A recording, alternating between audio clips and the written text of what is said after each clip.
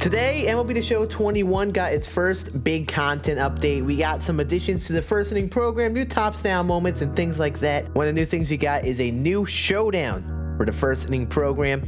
You go to your program screen here, first inning, and you will see one of the new things you could do is the first inning showdown. If you complete the showdown, you get 35,000 XP. And if you're trying to get these inning bosses, trying to get them as soon as possible, sell them for stubs or keep them, whatever, you're gonna want to complete the showdown and help make progress in this program. And today, I'm gonna show you guys exactly how to do it. It's like a piece of cake. That really wasn't good, but you get what I mean. I'm gonna show you how to beat the showdown. It's really not too bad. Let's get into it. YouTube, what is going on? We are back with another MLB The Show tips video. In case you are brand new, my name is Scan, and we do MLB The Show videos around here trying to help you guys get better at the game, go no money spent, everything like that. So if you are brand new and you want to hit that sub button, I very much appreciate it. We are crawling to 3K subs, just in general. The fact that we started off at 1,700 subs, now we are basically at 3K is honestly incredible. To all you guys who have been loving the videos, joining the Twitch streams, I really do appreciate all the support and things like that. Also, by the way, like I just mentioned, we do stream on Twitch. We've been streaming every day, in the morning, in the afternoon, late night, things like that. In case you guys want to swing by the Twitch stream, come hang out, ask us a question, things like that, make sure you join the Twitch channel, link down below, and come join us in the party, man. It's a fun time. Let's talk about this first inning showdown. Let's complete this first inning showdown. I'm gonna show you guys exactly what kind of team you need to draft and just in general how you should go about your missions. So we go to our single player modes, we go to showdown, you'll see the first inning showdown. You only have until May 7th to complete it. You only get points for it once, so all you need to do is beat it that first time, you get that 35,000 XP. Boom, you are good to go. Also, to be clear, it is double XP weekend. No, you don't get double the XP for beating this, at least I don't think you do. I think you get that 35,000 XP no matter what you do. So, you know, you don't have to do it this weekend, but it is a thing until May 7th. So, a key thing with the draft is this is a different style if you've been doing the first Team Affinity showdowns. It's a completely different style of showdown here. I mean, it works the same way in 15-0 is the original lead instead of 12-0, and you have 20 outs to beat that. And if you complete all these missions, they will each add 2 runs to your total.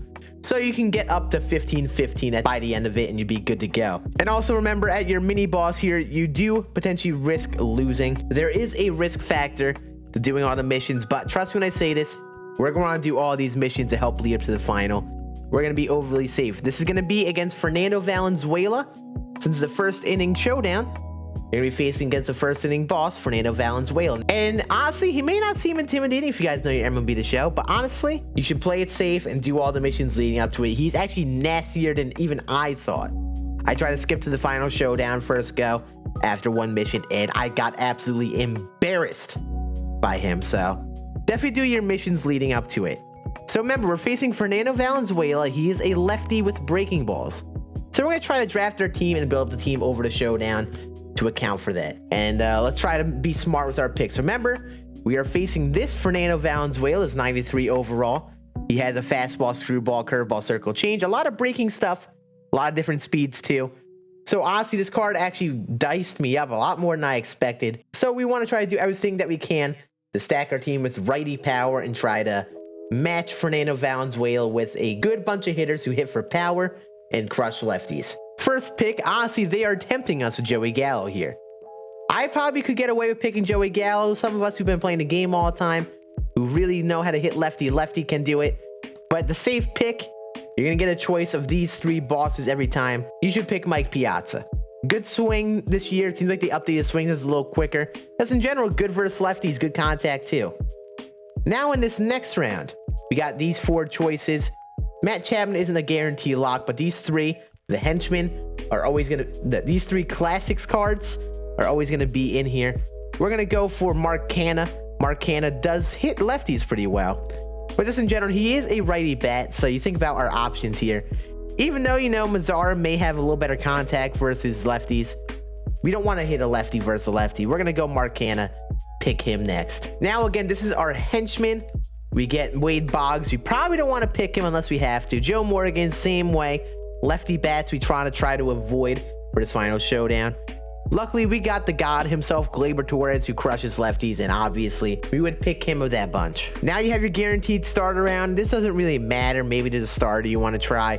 things like that. We'll choose Jonathan's. How do you pronounce his name? Hopefully I'm not butchering it. And now we just have our normal draft. There will be a silver reliever round in this. Remember, like our other showdown, we want to try to draft batters whenever we can and not pitchers. Building up the offense is a way more important thing than drafting good pitchers, especially since only 1 or 2 at the moment at most usually are pitching, and most of them are going to be hitting related. We're just going to try to choose power bats who hit righty, hopefully. Hunter Renfroe is perfect for this. Pick him.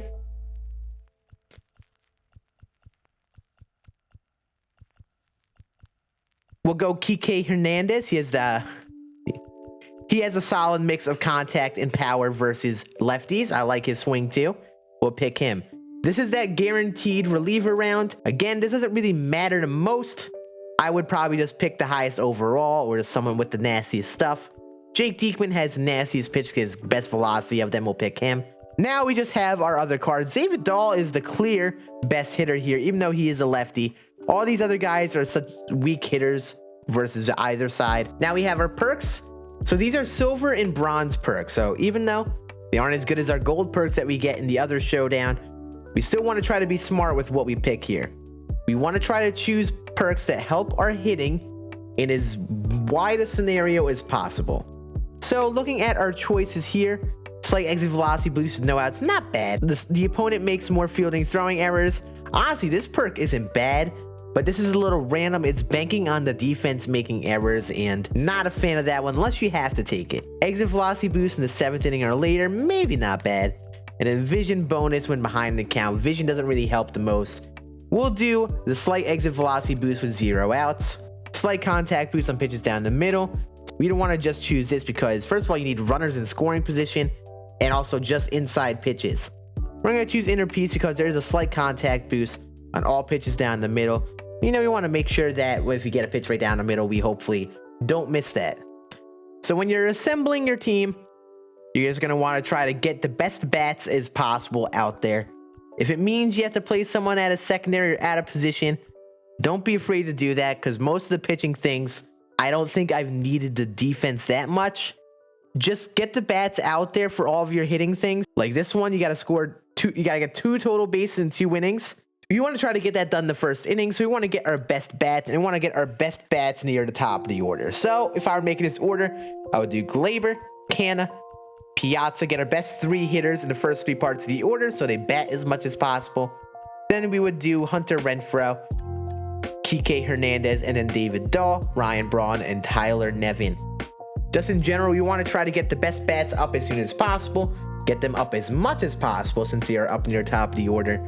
And as we add players to the team, we just keep on adding the best players to that top 3 and work our way downward. So you look at this mission here, I'm pretty sure this one is locked with Eovaldi. So this mini boss, I'm pretty sure is guaranteed to be against Nate Eovaldi. And as you see here, we got to score 1 run in 2 innings. We got to tally 2 hits in 2 innings. Do not allow a base runner. Tally 4 total bases in 2 innings. 2-run deficit. All these guys start bases loaded, so this is a little easier. And then you get to your final boss. Hopefully you get as many runs as possible. You're going to be facing Fernando Valenzuela with 20 outs no matter what. And the other team is going to have 15 runs. So really, you want to try to get as many of these missions done to make that lead quicker. But honestly, once you get in the final showdown, we'll hop into it for practice sake. I'm not going to actually play through it. I played through it once. I don't want to play it again. You want to get his energy down. You want to try to get that confidence down. Best thing you can do is be patient. Valenzuela throws a lot of breaking balls, screwball, curveball, circle change. You want to sit the fastball and really try to make sure if he throws a fastball over the heart of the plate, you crush it. You're going to get some hanging breaking balls too. They're going to be a little difficult to read. That screwball and the circle change especially are nasty. So you got to make sure you are waiting back and just being patient for waiting for that fastball. Only swing at those breaking balls if you have to. You want to be patient. Maybe even take until 2 strikes and try to work that pitch count. Maybe work some walks, get that confidence down, and maybe try to keep bringing that energy down. All right, he dotted the fastball there. He gave us 1 strike. Again, if you're not 100% ready for a pitch, don't swing at it. You're better off taking a pitch for a strike than trying to swing and induce an out. The last thing you want to do in a showdown is give away free outs. You only have 20 outs to work with. Especially if you have a big gap to work with, you really can't be swinging at everything. Really wait for one pitch, try to be ready for it, and make sure if he throws a fastball over the heart of the plate, that you crush it. I'm sitting dead red fastball. Anything not a fastball, I'm trying not to swing. There we go. There's another mistake fastball. We really want to punch the fastball. That's the most hittable pitch that Valenzuela throws. The breaking balls are slow. They have some odd break. We got to try to swing at the right pitches here. If you see anything towards the edges of the zone and it's not a pitch you're ready for, just take the pitch. You are better off being 100% committed to a pitch. And when you swing at that pitch, you know it's coming and you are ready for it. Then, you know, waiting on a fastball, getting a breaking ball dotted on you, and rolling into, say, a double play or anything like that. Just be patient. We're waiting for fastballs over the heart of the plate. Okay, he dotted that one. Fine. Now it's 2 strikes. Now we kind of have to swing. We're looking for a fastball. All right, he gave us a screwball. Honestly, a solid pitch, but we did make a good swing on it still. Just in general, this is kind of the mentality you got to have the Showdown.